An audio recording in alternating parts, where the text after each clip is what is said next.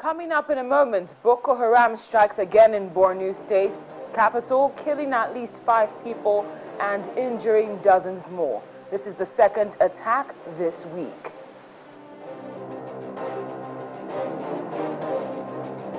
Then an overnight fire at Jakonde Estate at Isola area of Lagos claims the lives of at least 3 children.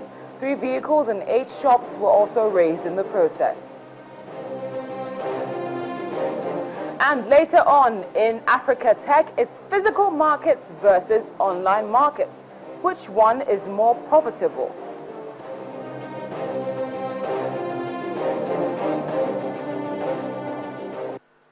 Broadcasting from Lagos, Nigeria to viewers around the world, this is Network Africa.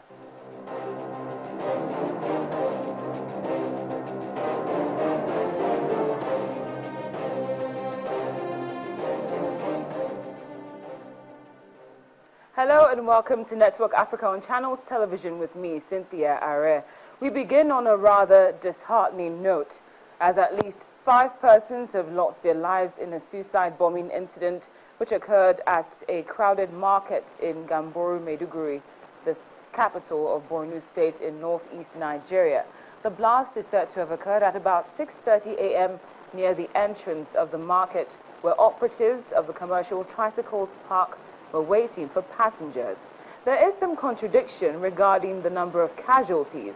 While a hospital source says a dozen people were brought in with injuries, as well as 4 bodies, another account puts the number of dead persons at 8.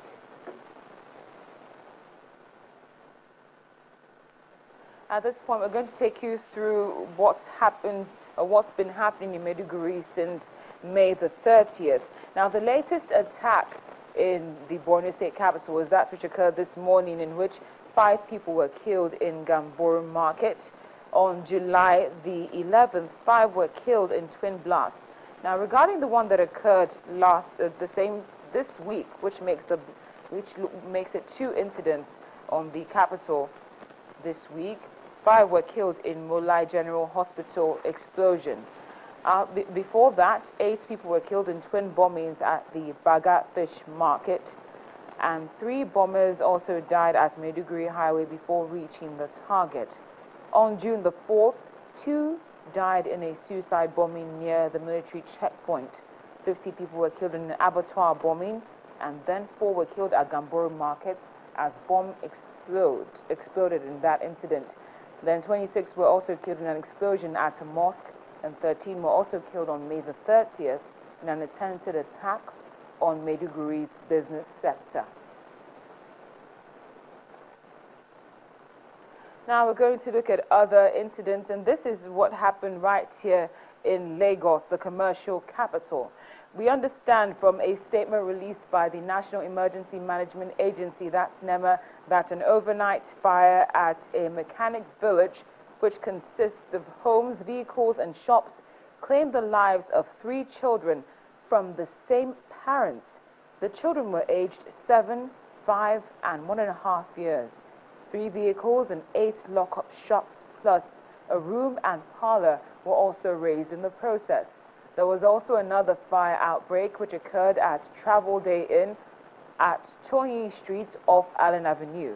5 lock-up shops were razed in that incident, but thankfully there was no loss of life.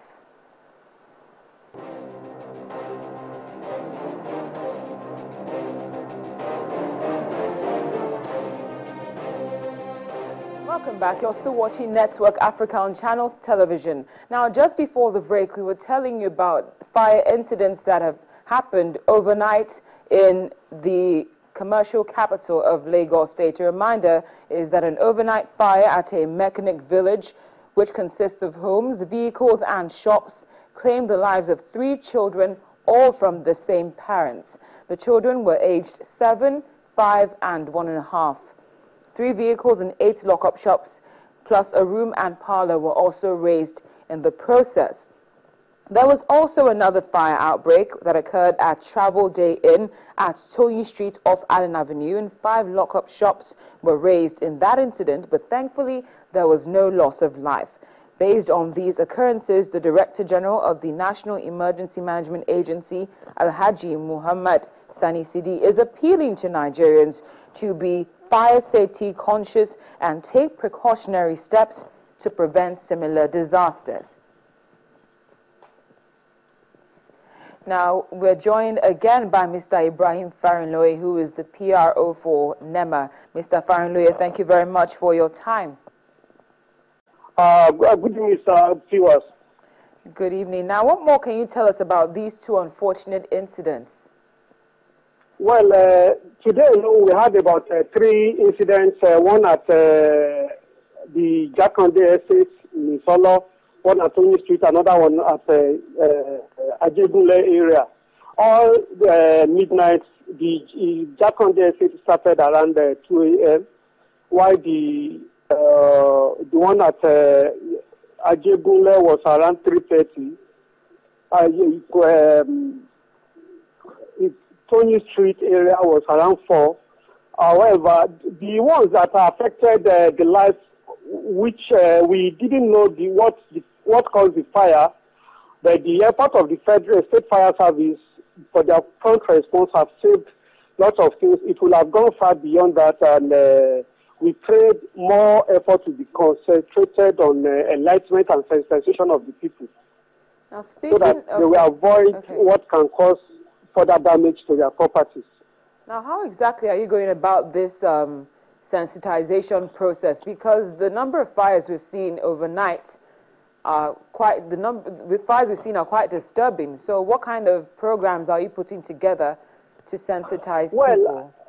Well, this is off-season fire, and the off-season fire seems to be much more than even during the seasonal period when we experience much fire disaster. I think we've been trying, both state, federal, and local government, even the media have been trying much, but individual carelessness and I don't care attitude of many of the family. Maybe possibly it could be children playing with light and the parents coming home late. We can't really adduce reasons for such fire outbreaks during this period.